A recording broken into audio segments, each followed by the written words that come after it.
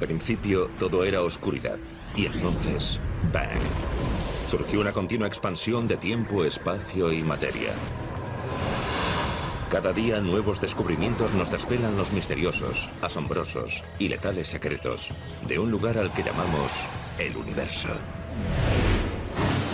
Miles de testigos afirman haber visto ovnis, y sus relatos a menudo son asombrosamente similares. Hablan de un platillo estrellado y también de algunos cuerpos, de encubrimiento por parte del gobierno. Según la ciencia convencional, sigue sin haber pruebas. Dios mío. Hay una gran diferencia entre un ovni y una nave extraterrestre. Pero si los ovnis fuesen realmente naves extraterrestres, ¿qué tecnologías alucinantes encontraríamos bajo sus capós? Algún tipo de tecnología capaz de anular los efectos de la inercia. ¿De qué hablamos realmente cuando hablamos de objetos voladores no identificados?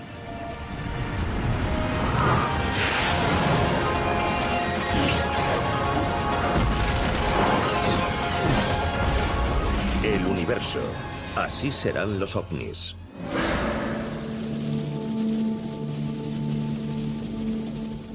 Para los millones de personas que creen en los ovnis, todo comenzó el 24 de junio de 1947. Un hombre de negocios y piloto llamado Kenneth Arnold vuela solo cerca del monte Rainier, en el estado de Washington. De repente ve un grupo de 9 aeronaves volando a velocidades increíbles. Eran muy reflectantes. Volaban en formación, a velocidad supersónica y cambiaban de rumbo abruptamente. Una velocidad inalcanzable en aquella época. Aún no habían aparecido los aviones a reacción y tampoco los reactores supersónicos. Era un piloto experimentado e intentó corroborar que estaban allí, que no era algún tipo de efecto atmosférico. Modificó su ángulo de visibilidad y el de su avión. Incluso lo situó de forma que hubiese una ligera nevada detrás de los objetos, que se veían oscuros sobre esa superficie clara. Antes de que Arnold pudiese acercarse más, dejó de ver aquellos objetos. Era algo sin precedentes en aquella época. Nadie había visto algo igual. Durante los días siguientes, la prensa tergiversó las palabras empleadas por Arnold para describir lo ocurrido. Dijo que se movían como platillos saltando sobre el agua, pero se reprodujeron mal sus palabras y dijeron que parecían platillos. Había nacido el término platillo volante, y el encuentro de Arnold fue el punto de partida del fenómeno ovni moderno. Semanas más tarde, en el verano de 1947, se hace público el incidente de Roswell, Nuevo México. Quizás el más famoso de los relacionados con un objeto volador no identificado. Roswell ha sido el paradigma del fenómeno ovni. Posee todos los ingredientes necesarios, un platillo estrellado, incluso algunos cuerpos caídos, el encubrimiento del gobierno. Hubo ocultación, falta de información por parte de las autoridades.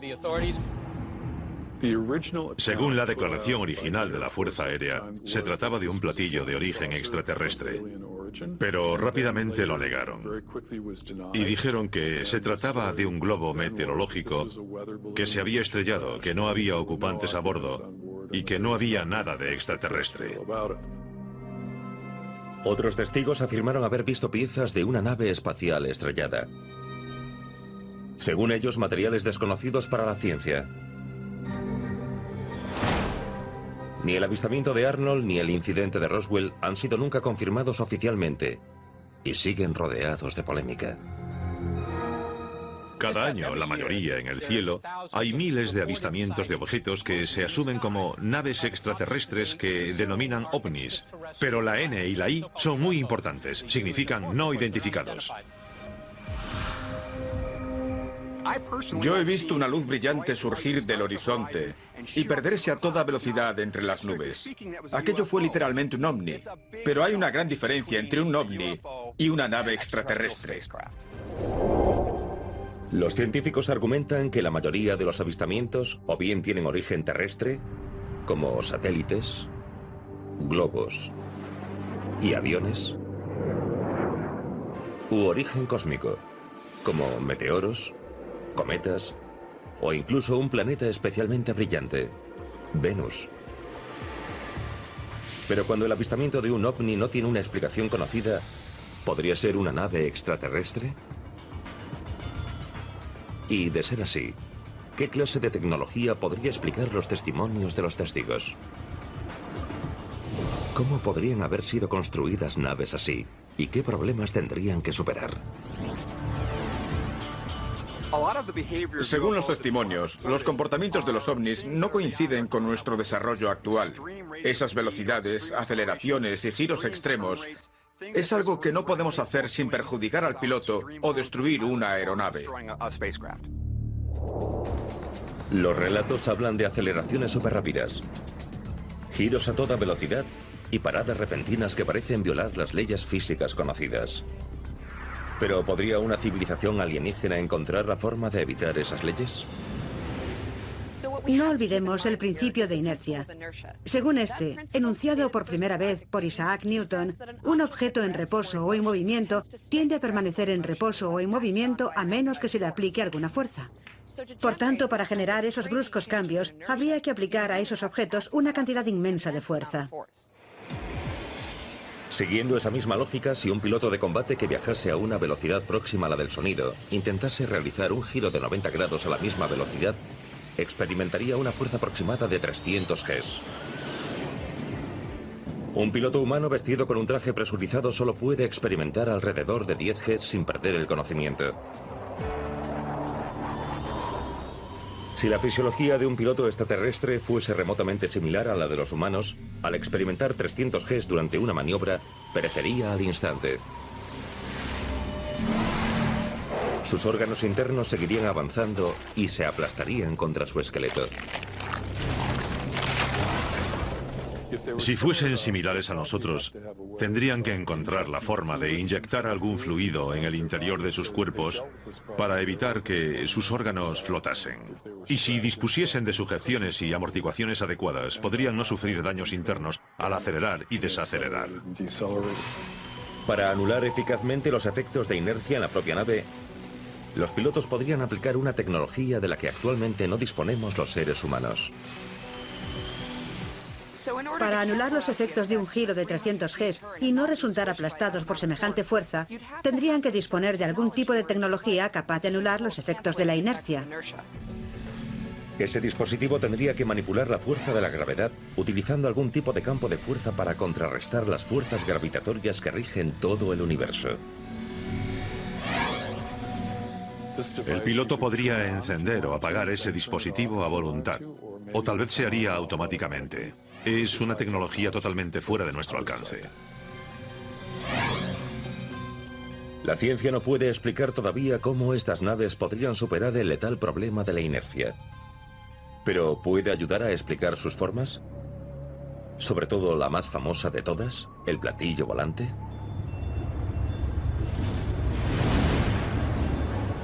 A finales de los años 50, la Fuerza Aérea de los Estados Unidos puso a prueba el Avrocar.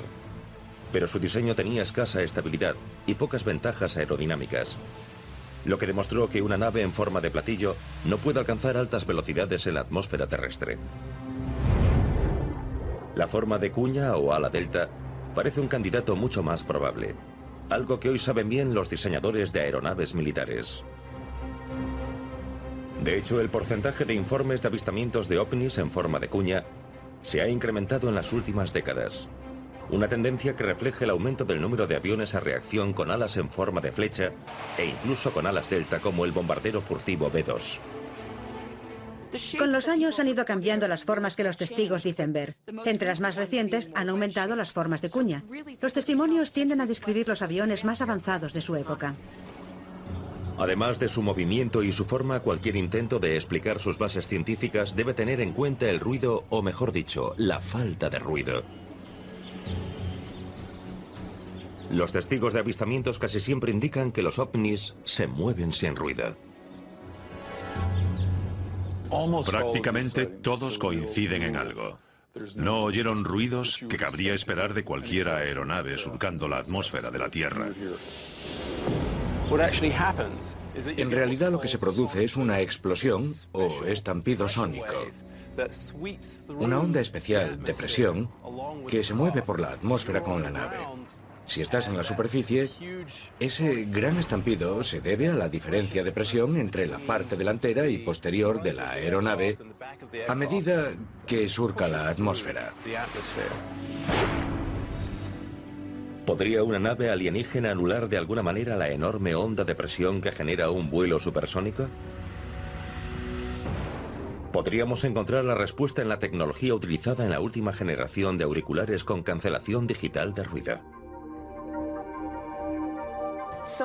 Podría decirse que la tecnología de cancelación de sonido emite el negativo de un sonido determinado que se pretende anular. Pero no conozco ninguna tecnología capaz de aplicar eso a las ondas de choque. Anular el ensordecedor y estremecedor efecto de un estallido sónico sin duda requeriría ciertas habilidades de ingeniería muy avanzadas. Y ya que hablamos de silencio, ¿podríamos hablar también de invisibilidad? Según algunos informes, algunos ovnis han desaparecido sin más en el aire. Una prometedora tecnología humana, actualmente en fase de investigación, podría explicar ese fenómeno. Nos aproximamos a una tecnología capaz de modificar objetos visualmente. Una tecnología de flexión de la luz. Se los conoce en conjunto como metamateriales. Para hacerse una idea, piensen en la capa de invisibilidad de las películas de Harry Potter. Los metamateriales utilizan combinaciones de substratos de polímeros, oro y cobre, para hacer que las ondas electromagnéticas se doblen alrededor de un objeto. La luz es guiada alrededor del objeto en lugar de ser reflejada o refractada. Pero ni los materiales sofisticados, ni la capacidad de pasar desapercibidos, ni su asombrosa maniobrabilidad servirían de nada si nuestros visitantes no pudiesen llegar a la Tierra. La probabilidad de que otra civilización pueda llegar hasta aquí y visitarnos es casi inexistente. Pero de conseguirlo, significaría que habrían resuelto muchos problemas, como la ciencia de los materiales para los cuales aún no tenemos respuestas. Tendrían una tecnología muy avanzada, tal vez incluso superior a la que podamos haber soñado. Sin embargo, algunos científicos pueden imaginar varias tecnologías ingeniosas que podrían salvar las distancias aparentemente insalvables entre las estrellas, incluyendo una explosiva fuente de propulsión tan apocalíptica que podríamos verlos aproximarse desde años luz de distancia.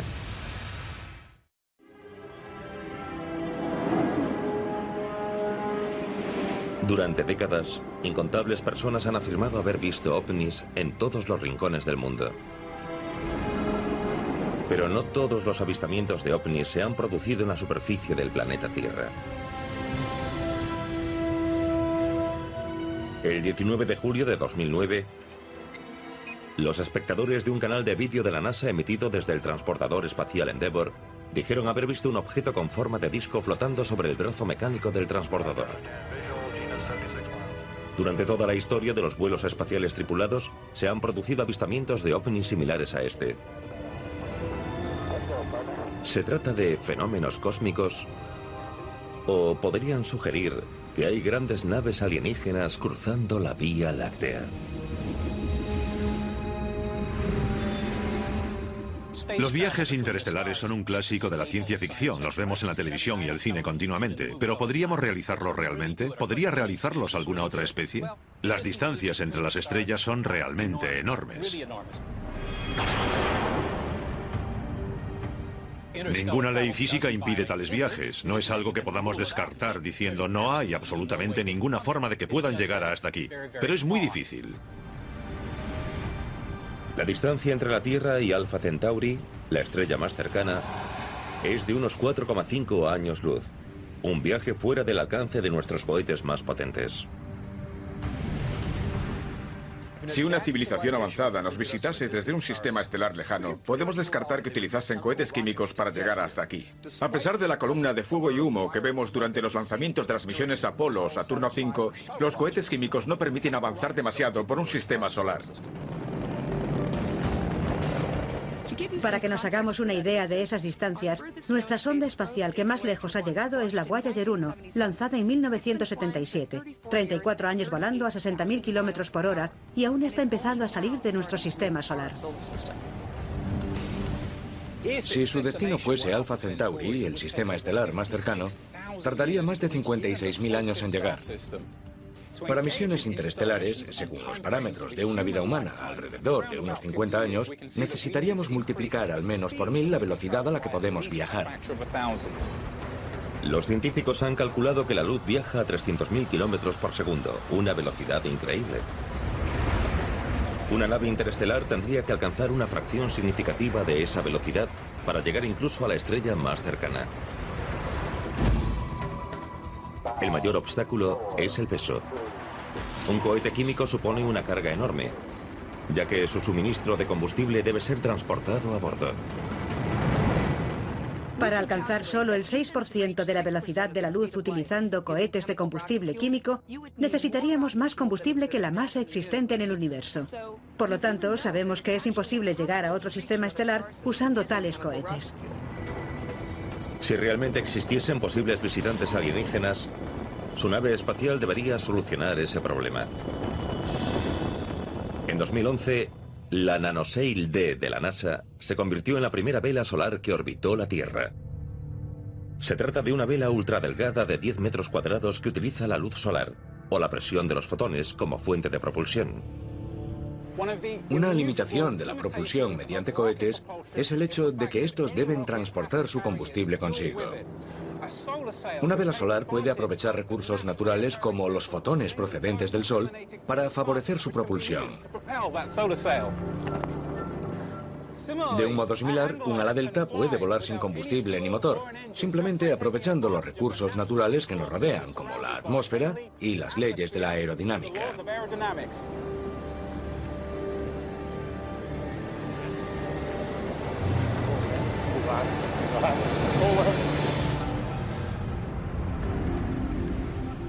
Para alcanzar velocidades suficientes para arrastrar una nave que pueda albergar seres vivos, la vela tendría que ser enorme, con un diámetro de cientos de kilómetros. Y dado que la presión de los fotones de una estrella disminuiría cuanto más lejos llegase la vela, hay quien ha imaginado un rayo láser concentrado para enviar energía a la vela.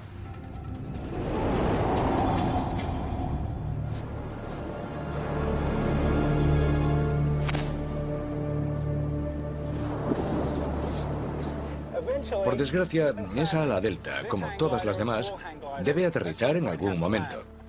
Pero una vela solar, propulsada por un rayo láser, podría viajar hasta otras estrellas.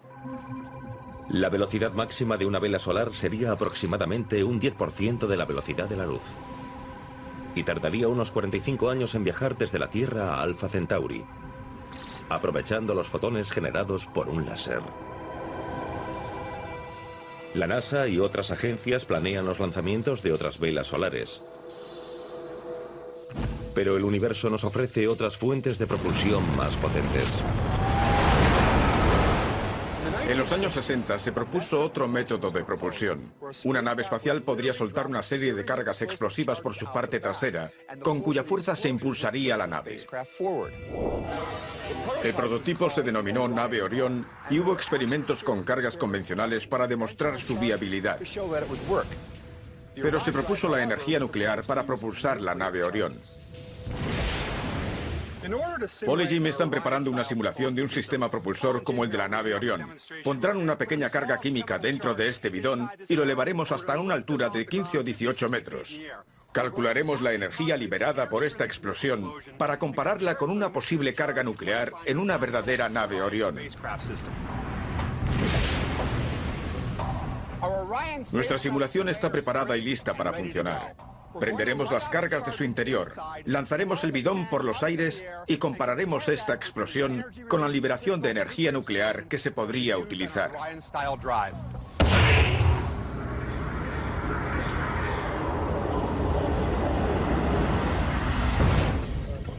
El estudio sobre la nave Orión en Los Álamos a finales de los años 50 propuso la fisión nuclear como fuente de propulsión.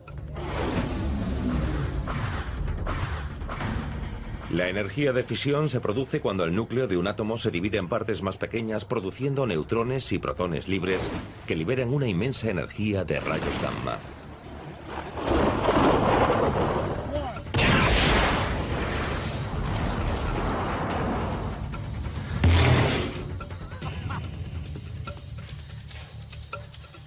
La carga explosiva situada en este barril de 16 kilos hizo que se elevase unos 18 metros del suelo. Una carga nuclear de un tamaño similar a la utilizada en Hiroshima libraría 27 millones de veces más energía. Es una unidad de propulsión práctica para realizar viajes interplanetarios o incluso interestelares.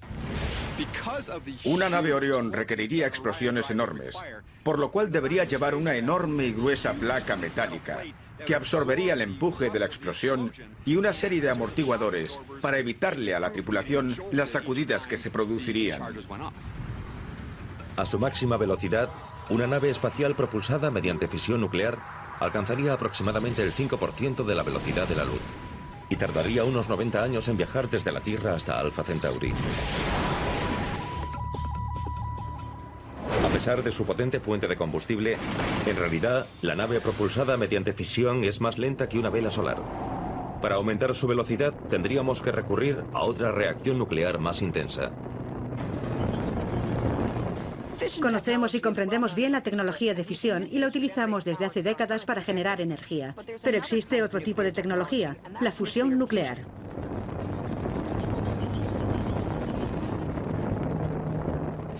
La fusión es la fuente de energía del Sol. En el núcleo de este, las temperaturas son tan elevadas y los átomos se mueven a tal velocidad que al chocar entre sí, crean nuevos elementos y liberan energía.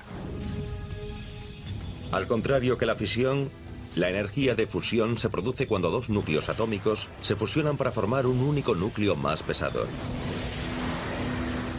El resultado es una enorme liberación de energía. Durante los años 70 se propuso una nave espacial propulsada mediante fusión en un estudio denominado Proyecto Dédalo. La idea era enviar una nave hasta la estrella de Barnard, a unos 5,9 años luz de distancia. En lugar de utilizar bombas nucleares, la nave de fusión crea su propulsión a bordo, en una cámara de reacción. Las pastillas de combustible de la nave Dédalo eran una mezcla de deuterio y helio 3 y habrían sido encendidas por lo que llamamos rayos de electrones relativistas.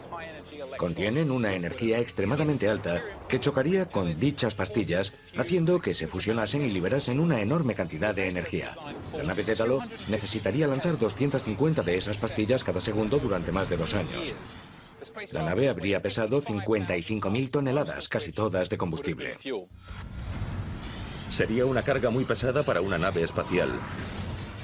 Pero una civilización avanzada podría evitar ese problema extrayendo el combustible de hidrógeno necesario durante su viaje interestelar.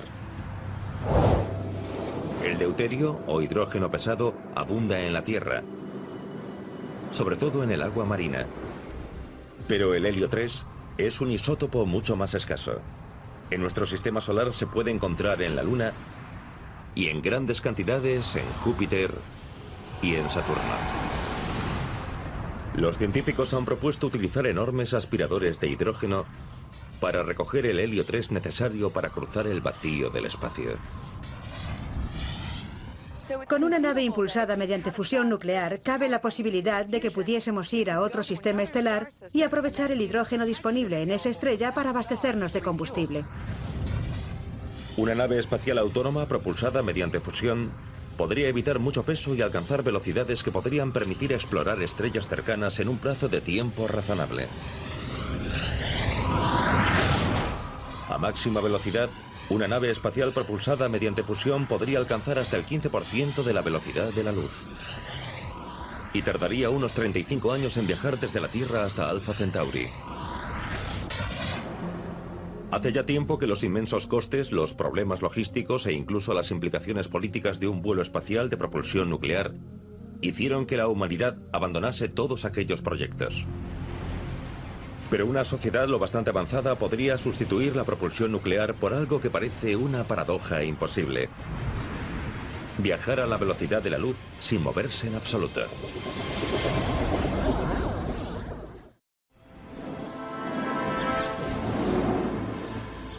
¿Pueden los ovnis alcanzar las enormes velocidades necesarias para realizar viajes interestelares?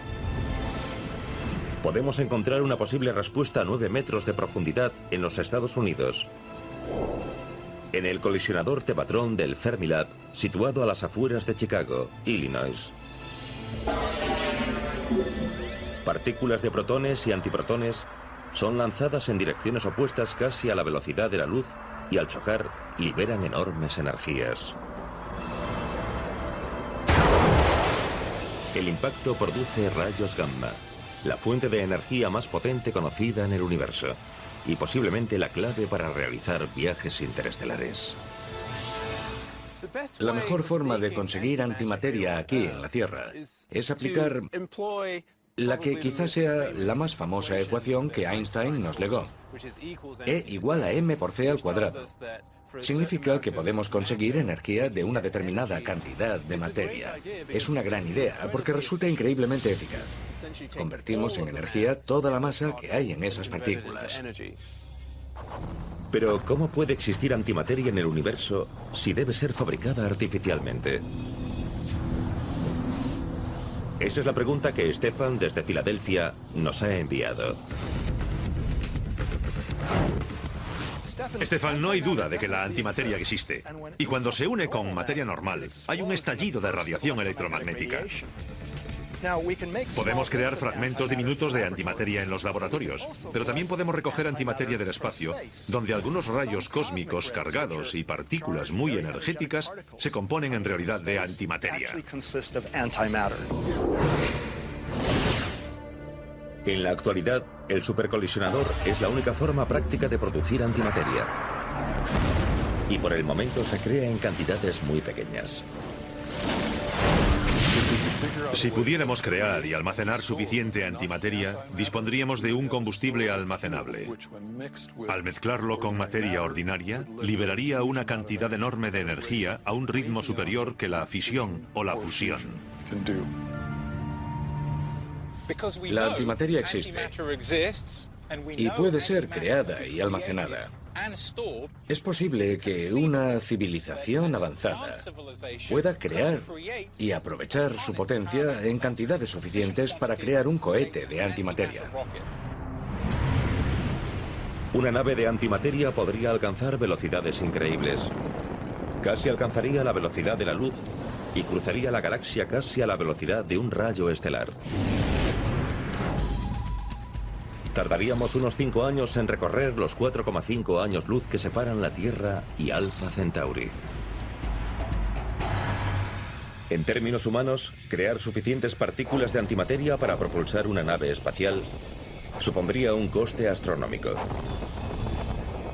Quizá haya civilizaciones alienígenas que se lo puedan permitir, pero una nave espacial de antimateria nos haría pagar un precio muy caro. Los rayos gamma de la propulsión de antimateria son tan peligrosos que podrían destruir la estructura celular de cualquier ser vivo que viajase a bordo. La nave tendría que incluir un sofisticado mecanismo de protección para mantener a la tripulación con vida. Y al alcanzar velocidades tan elevadas, se enfrentaría también a otras amenazas del universo igual de destructivas. El espacio está casi vacío, pero al desplazarse casi a la velocidad de la luz, necesitaríamos un sistema de protección muy eficaz para las partículas de polvo interestelar. Destruirían una nave espacial que viajase a esa velocidad. Pero si ese polvo espacial es tan peligroso, ¿por qué no evitarlo totalmente? Existe una solución que podría resultarles familiar a los entusiastas seguidores de Star Trek. Una nave espacial que pudiese alcanzar la velocidad de la luz sin ni siquiera moverse. Podríamos crear una burbuja de curvatura. Su nombre procede de la ciencia ficción e implicaría la compresión de una región del espacio-tiempo delante de una nave espacial y la ampliación de una región del espacio-tiempo detrás de ella. La nave permanecería inmóvil en el interior de esa burbuja plana. Nos desplazaríamos sobre la cresta de una ola del espacio-tiempo. Un motor de curvatura puede parecer una fantasía de ciencia ficción. Pero en 1994, un joven físico muy reputado llamado Miguel Alcubierre publicó una propuesta seria. En ella esbozó una posible forma de viajar en una curvatura controlable del espacio.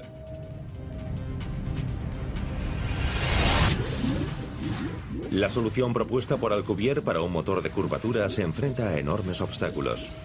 El mayor es la llamada energía oscura.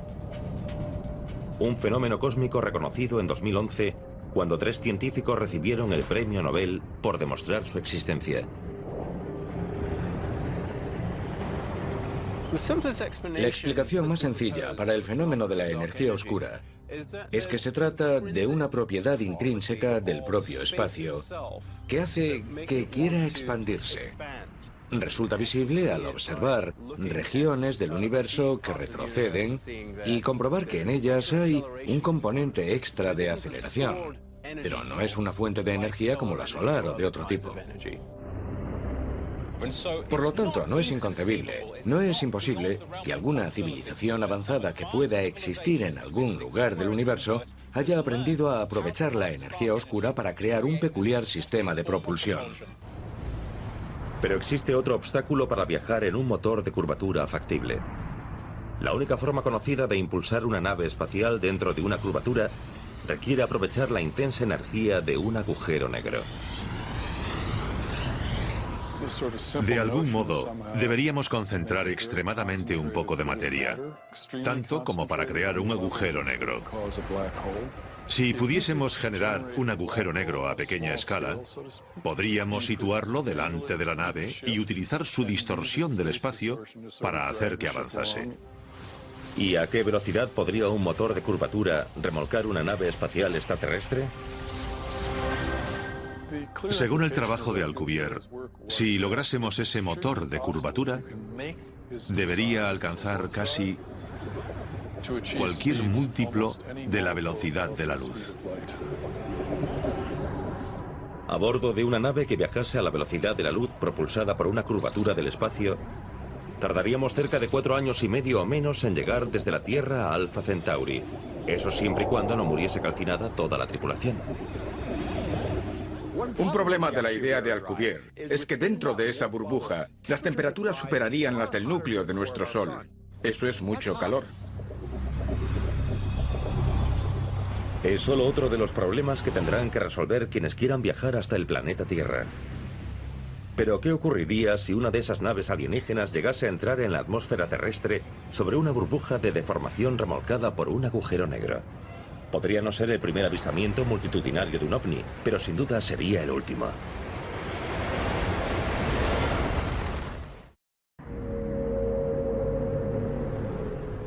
...13 de marzo de 1997...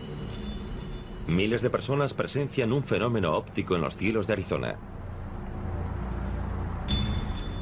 Son habituales los testimonios de luces brillantes con patrones geométricos, como los numerosos avistamientos sobre Phoenix, de una nave de hasta 1,5 kilómetros de ancho con luces parpadeantes que seguían una secuencia intermitentemente.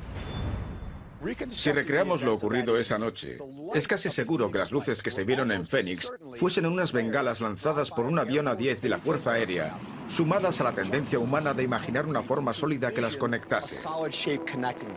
Esa es la explicación más plausible de las luces de Phoenix. Para muchos, lo sucedido en Phoenix fue una prueba directa de la llegada de una gran nave extraterrestre. Algunos incluso la identificaron con una nave nodriza.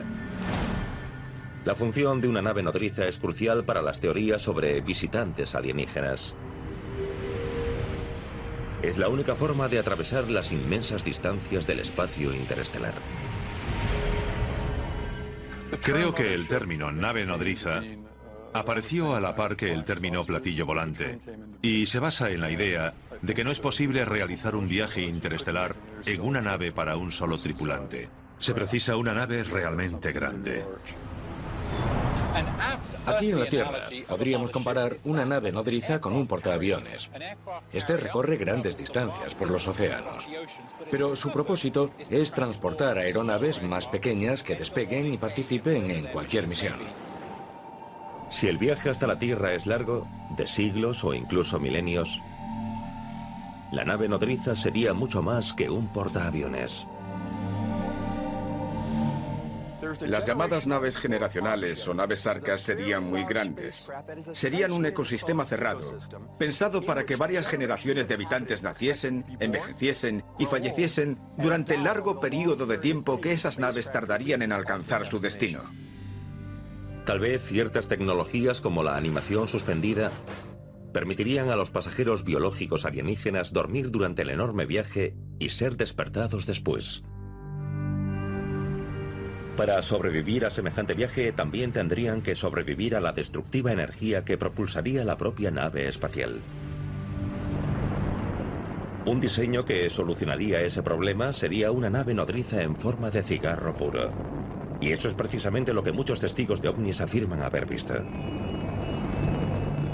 En cualquier sistema de propulsión, la mejor opción sería situar a la tripulación lo más lejos posible de él. Un posible diseño sería una nave muy larga y delgada. El motor estaría en un extremo y a continuación habría algún sistema de sujeción que lo mantendría tan alejado de la sección de la tripulación como fuese posible. Así se evitarían los daños causados por los neutrones de alta energía y los rayos X o gamma del sistema propulsor. Si esas naves Arca hubiesen visitado el planeta Tierra, las pruebas serían abrumadoras e innegables. Todas estas peculiares y sofisticadas tecnologías de propulsión tienen algo en común. Irradian increíbles cantidades de energía. Las veríamos con tanta facilidad como vemos las luces de un faro, quizás desde años luz de distancia. La emisión concentrada de rayos X, rayos gamma o partículas subatómicas nos resultaría sospechosa, porque no es algo que veamos en nuestro entorno cercano bajo circunstancias normales. Además de las evidentes pruebas visuales, si una nave nodriza se acercase tanto a la superficie de la Tierra, las repercusiones físicas podrían desencadenar un aterrador apocalipsis. Si por cualquier razón esa tecnología extraterrestre decidiese no apagar sus motores, las consecuencias podrían ser catastróficas para la vida en la Tierra.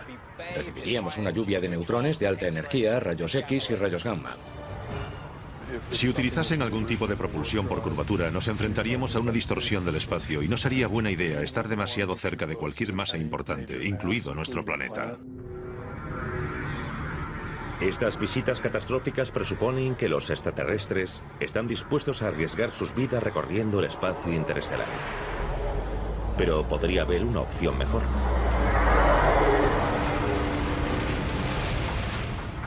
Podrían quedarse en su planeta y explorar el cosmos mediante una raza de máquinas pensantes.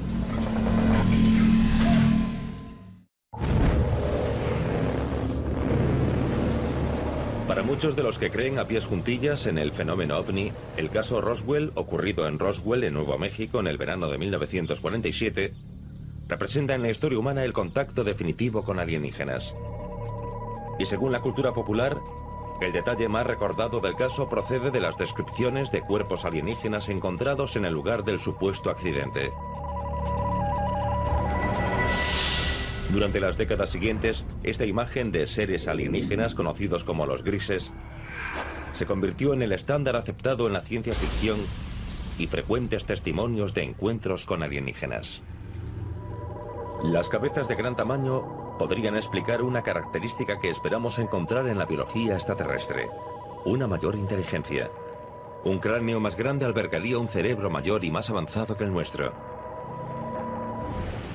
Solucionar las inmensas dificultades de los viajes interestelares sin duda requeriría una gran inteligencia. Pero ¿podría requerir algo que está más allá de la biología orgánica? Podríamos estar equivocados en una de las temáticas de la ciencia ficción. Solemos asumir que los extraterrestres son entes biológicos, que son seres vivos.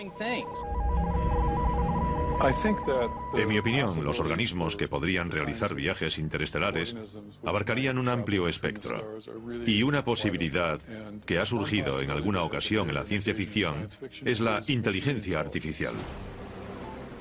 Según una reciente ecuación terrestre conocida como Ley de Moore, el número de transistores en un chip informático se duplica cada 18 meses. Eso significa que los ordenadores duplican su velocidad de procesamiento. Esto ocurre desde hace más de medio siglo, y se espera que siga ocurriendo hasta 2020 o incluso más allá. La explosión exponencial de la velocidad de procesamiento está abriendo las puertas a un elemento básico de la ciencia ficción: la inteligencia artificial.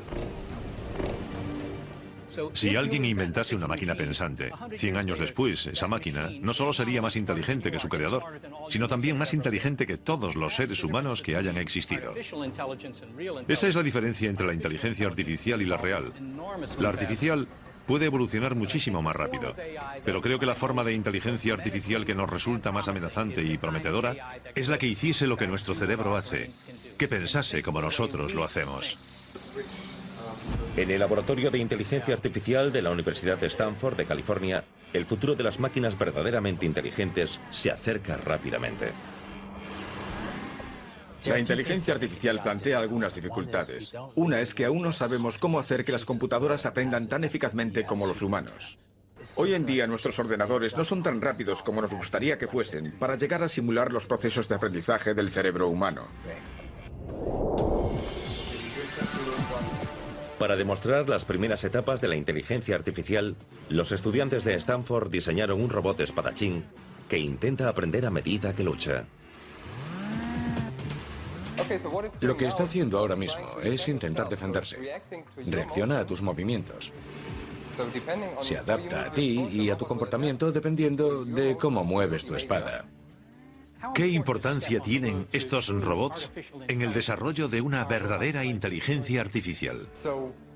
Estamos utilizando métodos de inteligencia artificial, como los de aprendizaje, para adaptarlos al entorno del robot, pero todavía no estamos en una etapa en la que el robot esté realmente pensando.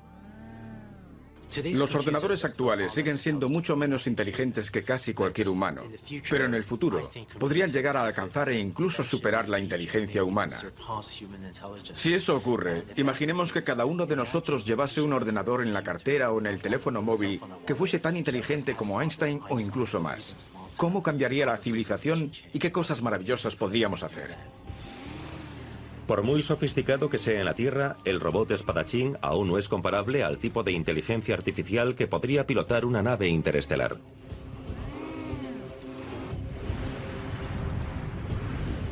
Dados los inmensos obstáculos de los viajes espaciales, entre ellos su enorme escala temporal y los peligros del cosmos, es muy probable que nuestro primer contacto sea con una raza de máquinas inteligentes. Si pudiésemos emprender un viaje interestelar, creo que lo más razonable sería no enviar seres biológicos. Son frágiles, su vida es finita. Al igual que la NASA envía sondas robóticas para explorar previamente el sistema solar, el primer contacto con una civilización extraterrestre podría ser con sus sondas robóticas. Seres biológicos o superseres dotados de una inteligencia artificial. Nuestra imagen de un extraterrestre seguirá siendo mera especulación hasta que se produzca el primer contacto. Pero ¿cuánto tiempo tendremos que esperar? Y pese a la falta de pruebas contundentes, ¿cuán probable es la existencia de otra civilización inteligente? Hay quien cree que es muy probable que la vida abunde en el universo. Nuestra galaxia existe desde hace mucho tiempo. El sistema solar existe desde hace bastante tiempo, pero mucho menos que nuestra galaxia. Y muchas estrellas que alberga son más antiguas que el Sol y nuestro sistema solar. Por tanto, si hay otras civilizaciones en ella, quizás existan desde antes que nosotros. Si existen desde hace 100.000 años, por ejemplo, es probable que hayan aprendido a comunicarse a través del espacio interestelar o incluso viajar por él. Hasta que se produzca el primer contacto, la humanidad seguirá escudriñando los cielos en busca de ovnis. Hasta el momento no se ha demostrado que ninguno de ellos sea una nave alienígena, pero eso no descarta la posibilidad de que algún día la humanidad pueda encontrar pruebas de una civilización inteligente, ya sea en la inmensidad del firmamento o mucho más cerca de nuestro planeta.